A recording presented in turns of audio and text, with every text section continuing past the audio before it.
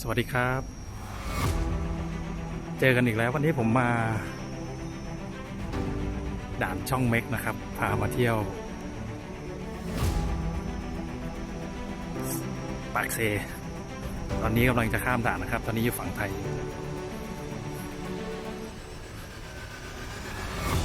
ไปดูเป็นบรรยากาศข้ามทั้งหมด6 คันนะครับเดี๋ยวรออีก2 คัน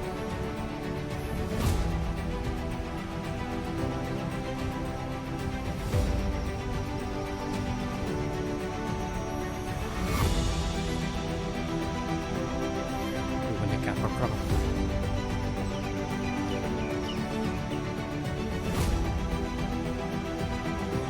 วันนี้จะไป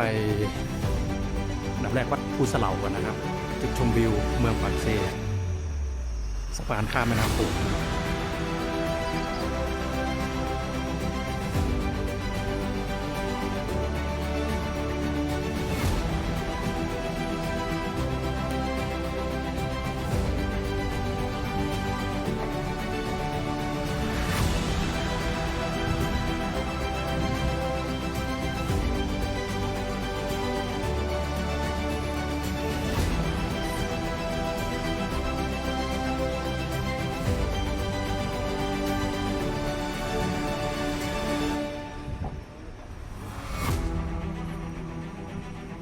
โอเคครับเดี๋ยวผมจะไปละสวัสดีครับนี่คือจุดชมวิววัดภูสะเหลาชมวิวเมืองปากเซนะครับข้างล่างนี่เป็นสะพานข้ามไปเมืองปากเซนะครับข้ามแม่น้ำโขงนะครับ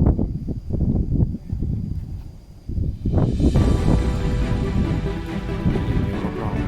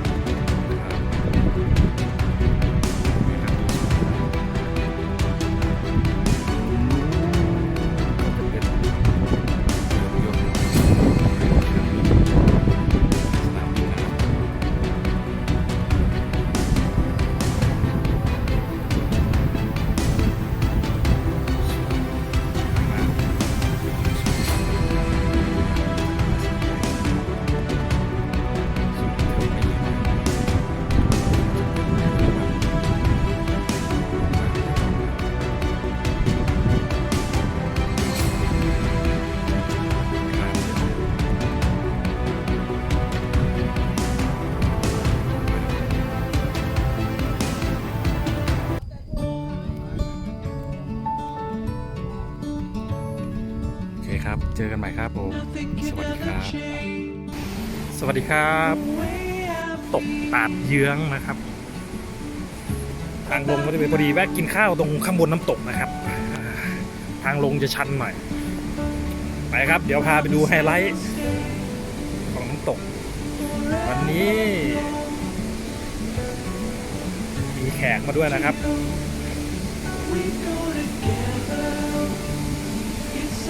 แขกรับเชิญครับ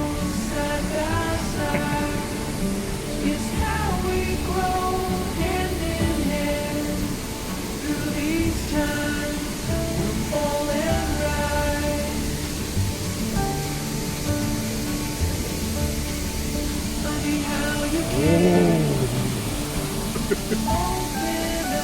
ไฮไลท์ไปครับไป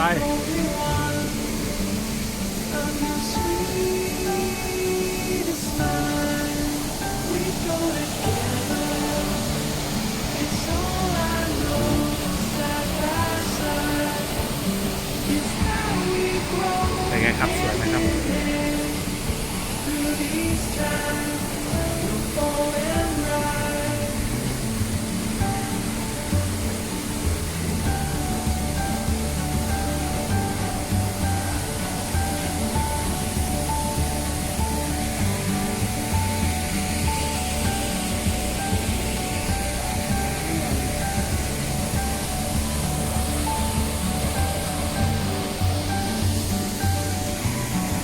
วังลื่นนะครับปะ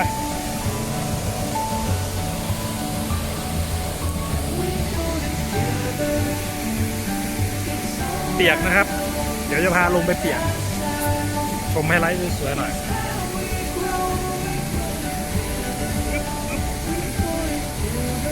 หลังการนู่นเดี๋ยวผมจะลงไปยืนอยู่จุดล่างสุดเลยนะครับ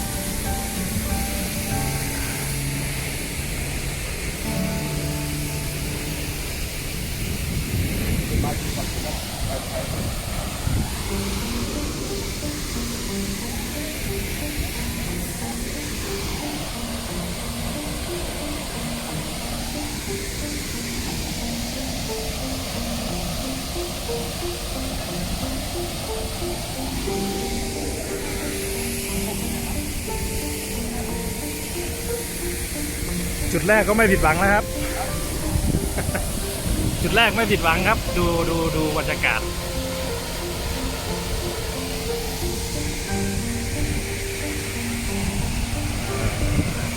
มีลุงด้วยนะครับข้างล่างสาลุง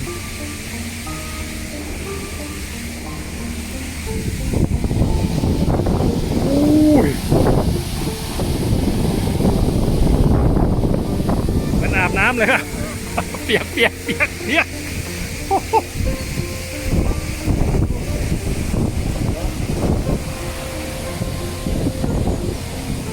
เย็นสบาย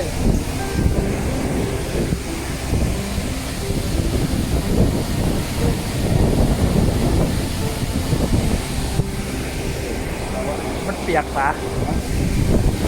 โอเคครับคือไอละอองน้ำมันแรงมากเดี๋ยวแค่นี้ก่อนนะครับ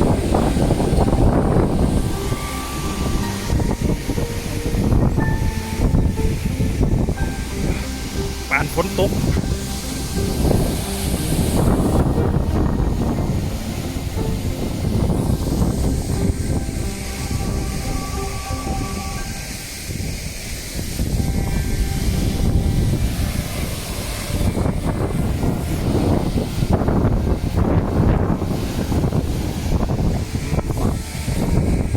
บรรยากาศข้างล่างครับ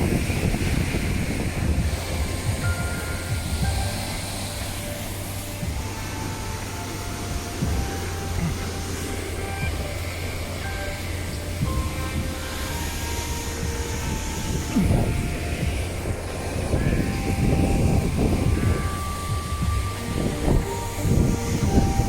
อเคครับแค่นี้ก่อนนะครับไม่ไหว เปียกสวัสดีครับตอนนี้ผมมาถึงน้ำตก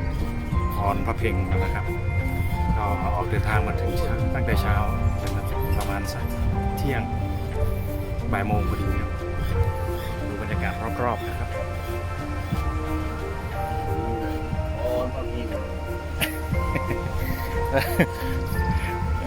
อันนี้ปลาแบบ VIP เลยนะครับ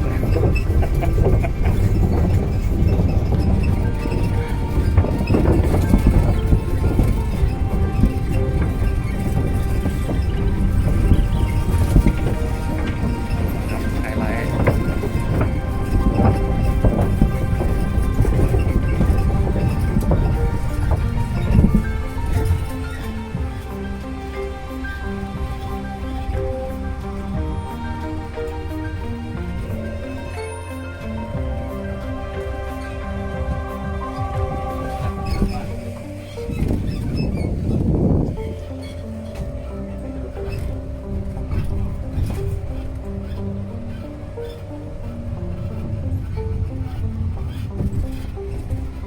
มีร้านอาหารนะครับข้างในร้านกาแฟ2 ร้านอาหาร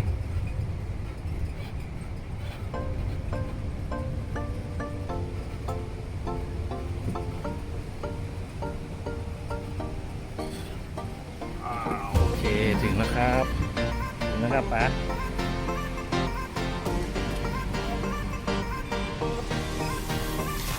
ก็เป็นตะแซ่บกันเนี่ยนะข้าวปุ้นบอกอยากบ่ป่า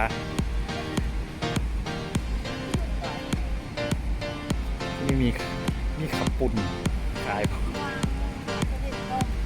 ม่วงหมากตุเรียนอันนั้นดอกอีกอย่างเนาะดอกขิง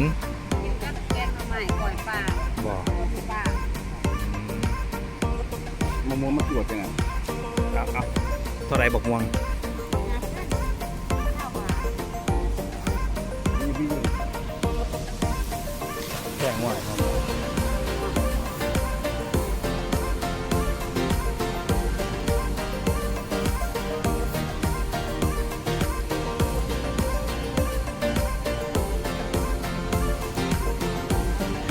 เมื่อแล้วบอกปลาขายดีกว่านะ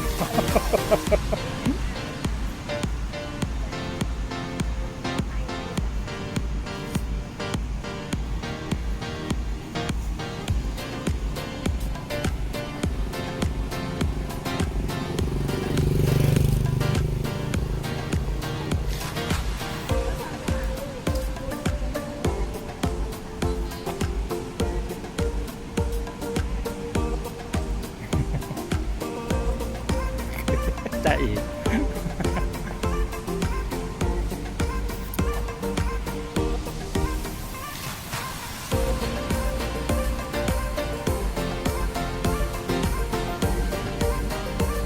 ไปเราบ่สาวจะกลับเราอันปะ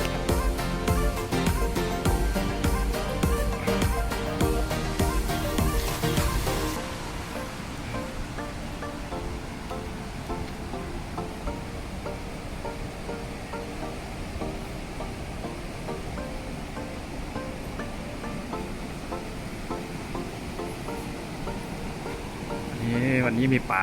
ร่วมเดินทางด้วยนะครับพอดีผมก็หาป๋าทัวร์ลาวใต้นะครับป๋าเป็นผู้ใหญ่ใจดีนะครับ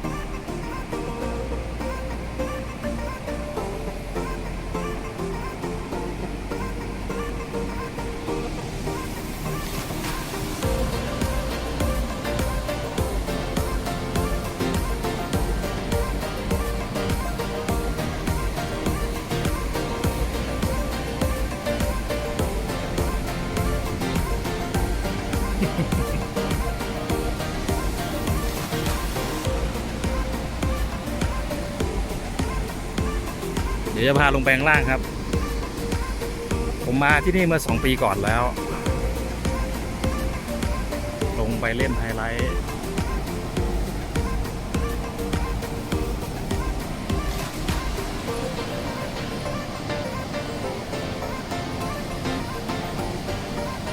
นี่แหละครับน้ำตกคอนพะเบงที่ใหญ่ที่สุดนะครับเป็นแม่น้ำโขงนะครับ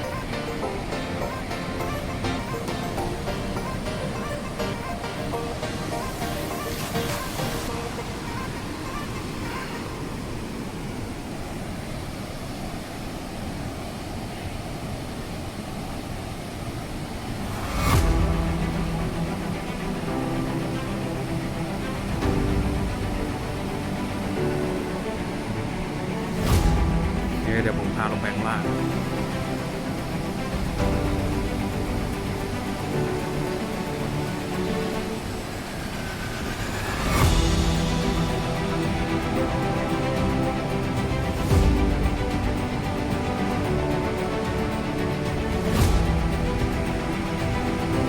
ป้าจะถ่ายอยู่เลยป่ะครับป้าถ่ายอยู่นี่ป่ะเดี๋ยวผมลงไปเก็บภาพข้างล่างก็ได้แล้วเดี๋ยวจะมาถ่ายรูปกันครับ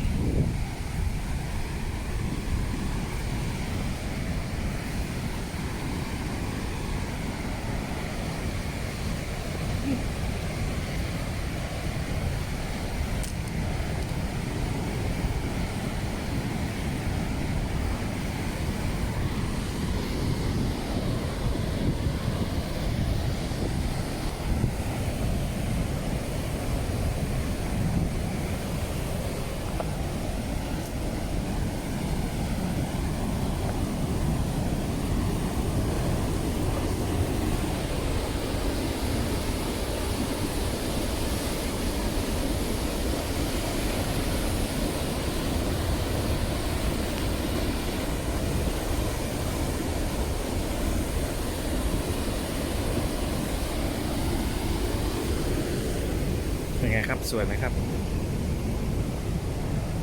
มาจากไหนพี่ ขอนแก่นครับ ฮะ ขอนแก่น ด้วยเดียวกันตัวนี้ ว้า พี่มอไซค์บ้านบ่ ครับ ตรงไหนต้องการกันครับ อยู่ในเมืองครับครับ ครับที่ไหนมาที่นี่พี่ ครับมือฮื้อนี่แหละครับ ผมกับมือเฮือกันละต่อท่านสวัสดิ์เกียรติ สวรรค์มาครับเอารถมาเองมาครับ แกน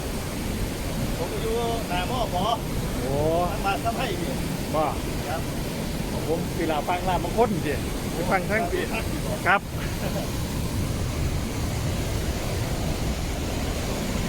มาเจอคนบ้านเดียวกันครับ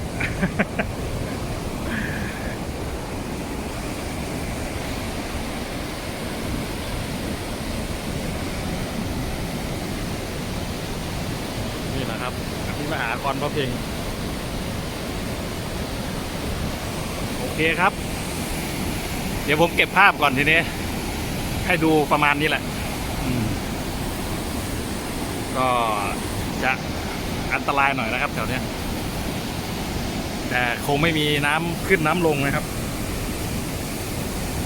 ไม่มีเขื่อนกั้นคงไม่มีน้ำป่าไหลทะลักครับ โอเคครับเจอกันใหม่ครับสวัสดีครับ ไอ้เหี้ยดังกระมูไอ้ขนมอีกกูต้องหาก้อนเอา เอา ค่อยมาได้เด้อ หนึ่ง